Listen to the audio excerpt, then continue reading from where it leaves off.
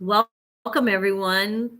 Glad you're here. Welcome to my channel. I'm Karen Itin, and today we're going to be talking about how to charge for your alteration prices. So, if you are a new shop owner or you are looking to grow and create a shop, an alteration shop or a tailor shop, there needs to be some sort of pricing going on, right? So, we need to know what you can charge.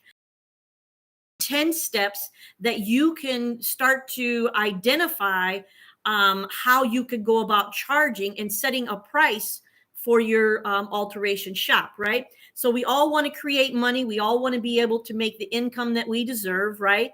And one thing about running your own alteration shop or tailor shop or sewing shop and to work for yourself is that you get to actually choose your own prices, right? So we're going to go ahead and talk about that. So how to set your prices for an alteration shop slash tailor shop. So number one is to research like heck. Research the prices that are in your area. Research the prices that your competitors are charging. Research your prices. Research everyone in the area and know, like, maybe 100-mile radius of what other people are charging. This way, it gives you a really great idea on what you can charge, right? So you want to go ahead and do that. So then number two is to know your skill set and what you can offer. So it all starts with what it is you can offer, how many skills that you have, how many sewing skills you have, how much you're able to complete different tasks, right? What are all the different jobs that you could be offering that it makes up the list, right, of the things that you could be offering. So you want to make sure that you know your skill set, know the jobs that you can offer to the public, and what it is you really like to work on, right? Because a lot of us want to do the alterations and all that, but some of the jobs that we get we really don't like, right? So like, for instance, just an example, like I don't like to work on Carhartts anymore. They're really hard on your hands, the thick and heavy fabric. They're hard on your machines. They're hard on your needles. You're constantly having to change needles. And so I don't do Carhartts anymore. And I rarely do leather. So those two things are things that I know that I don't want to put on my price list, right? Because I don't want to charge for them, right? So you have to know what it is you will do and what you won't do. So then number three is to write out your price list of what you will offer. So what are some of the things that you know you're good at, you know that you want to offer, you know that you can make money offering it, and start writing a list of all these different tasks, these little different jobs that you can do in your alteration shop or sewing shop, and just start listing them out, right? So start writing them on paper and know what it is you do have to offer and if you have enough to offer. So then number four is to know how to make a good offer, right? So you want to, this gets a little bit tricky. So listen up here. So know how to make a good offer by building things together for a more attractive package, right? So if you say get four waists to take in, right? You get four pairs of pants that you're going to take in the waist, and then maybe the people would get the fifth pair of pants done for free, right? So just know what it is. Or maybe you are going to be doing hems and you're going to package deal a certain offer maybe once a month or something like that. Then you can go ahead and package up a bunch of hems, maybe get 5 pairs of hems done, and the sixth one is free, something like that. So package up a nice offer, know what your offer is, and make a nice offer for, like, your slow times, really. So if you can do that, you will be really good. Sorry about that. So number five here. So take time to yourself. Oh, I'm sorry. Time yourself so you know how much time it takes you for each task, right? So we all sew at different rates. We all sew at different speeds. So you want to make sure that you are timing yourself. So say you get in the door a set of sleeves, right? Set your timer. from the time that you pick up the garment, the jacket, to start shortening the sleeves. So know what time it takes you from the time you pick it up to the time you press it and you are ready to hang it on a hanger and you are finished. Okay. From the start to the finish, know what that time is, right? So once you know that time frame, you can start and begin to charge it out. You can start to know, as you do this more and more, you'll get faster and faster and you'll eventually make money at it. But if you're a little bit slower, you need to know what that time is and you need to be making money for that particular job, right? So you'll know what you can charge for it.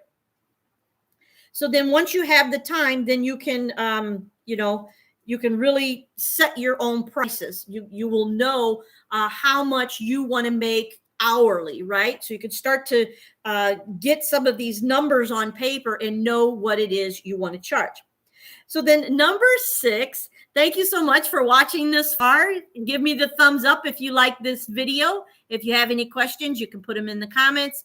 And make sure to subscribe to this channel. I'm giving you great information for you to be able to run an alteration shop.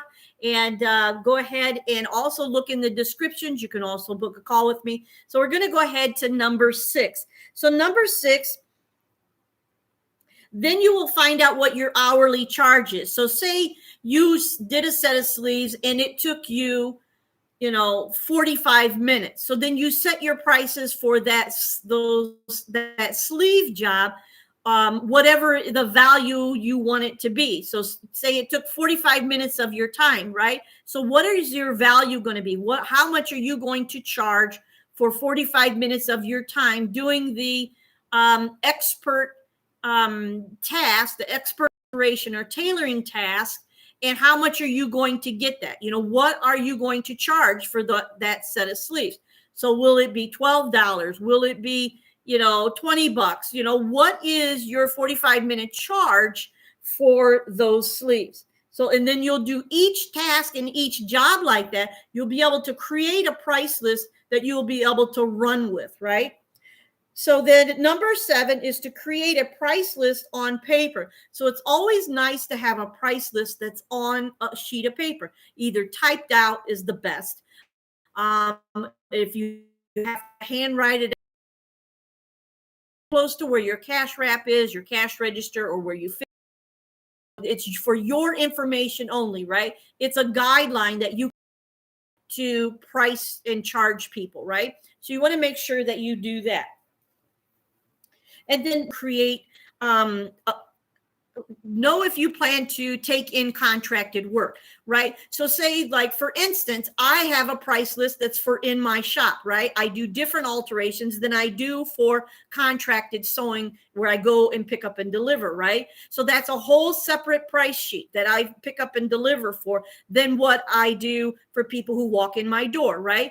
And so you want to make sure that you know if you're going to do contracted work or not. And if you are going to do contracted work, you want to make sure that you talk to the person who's in charge, that where you're going to go and get the work from. You want to make sure that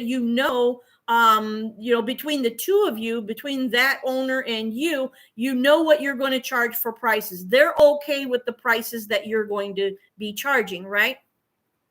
So you want to make sure that you do that. And then once you are set on the prices that you know you can charge, that the prices that you ran through your contracted client, right, the business, then you can begin to, number 9, work with other business and set your own price list for them, right? So you could start typing out or writing out your price list that is for contracted work outside your door, right?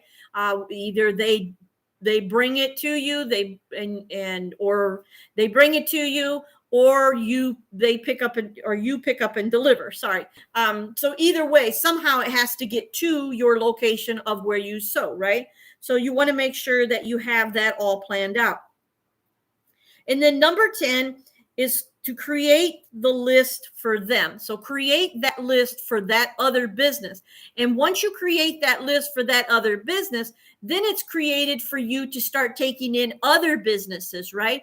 So not only one, say, retail shop that sells garments and not, just one, but then you have created a price list that you can start charging, and you know what the prices are already going to be for other people, right? For other businesses, say for other retail shops, for other laundromats, for other dry cleaners, and things like this.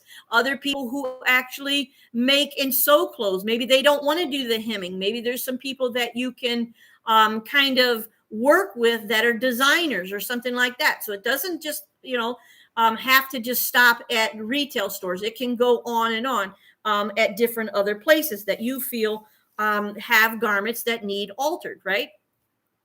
So then you would have the other set of prices. So then what you need to do is to keep it separate from your stuff coming in and out. Have its own holding space in your shop, right? So we talked about that in another video. You can go and look for that in another video.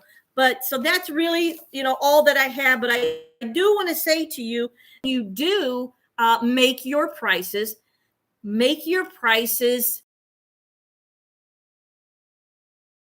what's fair to you, what's fair to other businesses, right? And then also, know that you're going to be picking up and delivering. If this is the choice you made, then you may want to, go up just a little bit on each price, because you're going to be wasting your gas and your time to go and pick up and deliver from them, right? But then if they're bringing the garments to you, or the alterations to you, then maybe you can be a little bit more relaxed on that. You don't have to charge an extra little, bonus fee in there in your regular prices. So, you want to have fair prices, but you also don't want to work for pennies, right? You want to set your prices for your skill set. So like I set my prices probably, I don't know if they're not high and they're not low. So they're kind of in the upper middle range, I'd say, the upper range, right? You want to have prices that are in the upper range, because you don't want to be taken advantage of, and you don't want to be doing a lot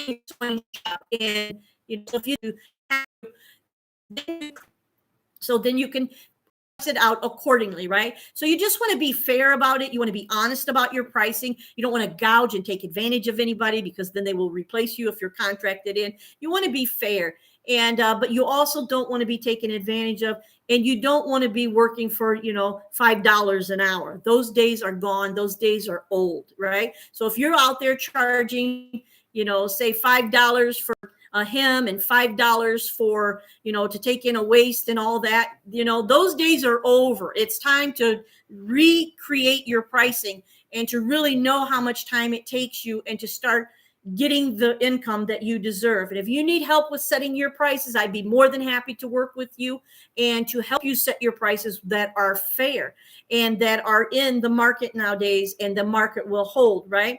So anyway, my name is Karen Itin again, and I want to make sure that, anybody out there that is struggling in their shop and they're not making the income that they deserve, I'd love to work with you. I'd love to help you. So in the description box, there will be a link to my calendar page. You can go there and book a free call with me, 35 minutes or 40 minutes, whatever it takes, and to start talking about what it is your sewing shop needs, and to help you get your sewing shop creating income, living in abundance, right? So go ahead and book that call. And also in the